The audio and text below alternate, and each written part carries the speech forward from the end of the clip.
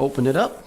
So this is how everything is packed. It is encased in soft foam. So we do get a manual, pretty nice one with quite a bit of information in here. And here's all the specs to the light. So yeah, great little manual that actually shows you a lot of the detail of how you can use the light. And on top of all that, the light is also controllable from an app. So with this kit here, it's just the light, and looks like we get a few filters or gels, a green, a blue, and a red. And if you want to, set the mood, you can put this in front of the light. And also there are a couple clips that you can use to clip the gels on. So as you can see, guys, everything is packed very well. We got our Bowens reflector, the light itself, the power cord, and the power brick. So let's go ahead and pull the light out.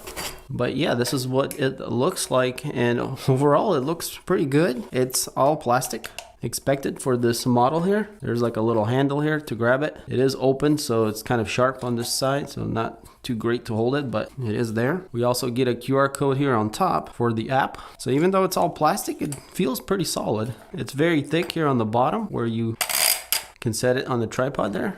And we got this large knob to lock in the tilting, and it's on teeth, so it grips really nice. We also have a little hole here for the umbrella and also a little tightening knob. So the most important part here is up front. We have the COB LED light. You guys can see that. For this second generation, we do have new cooling, and it's the fin style instead of the more solid metal, which I think is much nicer and probably has much better cooling this way. And not only that, they probably can make the fan quieter also because of this design, as they don't have to have as much airflow going through it. Now on the back of the light, we have a LED display now, which is great because the older version did not have it at all. So now when you power it on, which is this knob down here, it clicks to turn on, and then you can gradually increase it and know exactly where you're at. On the older model, there was no display at all, so you couldn't go back to exactly the same amount every time if you needed to. But now you can, which makes this light much more usable and versatile. So this is our input port for the power, and yeah, I mean, it's pretty much the, a normal kind of light that you would expect. So let's go ahead and grab the reflector here, and it's actually really nice and round, not bent. It's got more of a focus kind of pattern instead of diffusion. But yeah, this just pops right in here,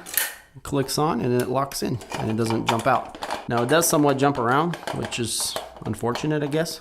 Not a big deal for this price range, and if you're just gonna set it up and leave it, no problem at all. So yeah, for being a budget light at 80 watts, it's quite a nice overall built quality feeling product. All right, so we got the power cord, and it is quite long, and if it'd be my guess, about 8 feet or so. Our power brick, and unfortunately from the brick, the wire is not too long, maybe like 3.5 to 4 feet. So most likely you're gonna have this thing dangling. If you're gonna go up high, this ain't gonna reach far. So not a huge deal. It is somewhat stress relief, but in the wrong way, because if it's gonna be dangling, it's gonna kind of want to always go to the side. I wish they made it straight. So on the specs here, it is running at 30 volts at 3 amps. And that should give us 80 watts that we need for this light. Another thing that's not so great is this unconventional laptop style power plug. So if you have different lights around, you're probably not going to appreciate this. You can only use the cable that comes with it, which again, I feel like they made a mistake there. They should have went with the traditional kind of powering cables. Went ahead and plugged it in, and we got a little green light that glows. So I'm going to take the reflector off for now. Let's go ahead and plug it in here in the back. All right, so we had it on, it turned on right away.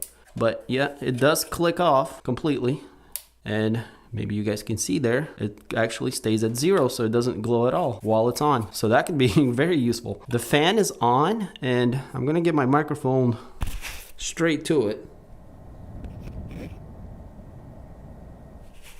And I don't know if you guys hear that or not, but it's extremely quiet. It's just a very slight kind of hum. Nothing weird, just a very even hum, or at least here on mine. So yeah, very happy with that. And the air does blow through these fins. It's like a slight breeze, but it's definitely there. Now on the back here, the screen is very bright. I feel like it's almost too bright, but I guess that's good. And you can see it from a very sharp angle. I think it should have been a little less bright, but if you're using this in very high lighted environment, this would be seen very well. So let's go ahead and see what it looks like. Let's go to 1%, or 1, I guess. There we go. And sure enough, it does light up, and I might have to change the exposure here, guys, so we can see maybe. But yeah, it's actually quite dim. I'll go back to my normal exposure here. It's quite dim and it barely glows. See, that's off, and then yeah, so that's 1, 2, 3, and yeah, it just goes crazy after that. So this is only 10%, and it's already bright. So yeah, and this thing will get super bright. I mean, you guys can see, I mean, we'll blow out the whole video picture here. So yeah,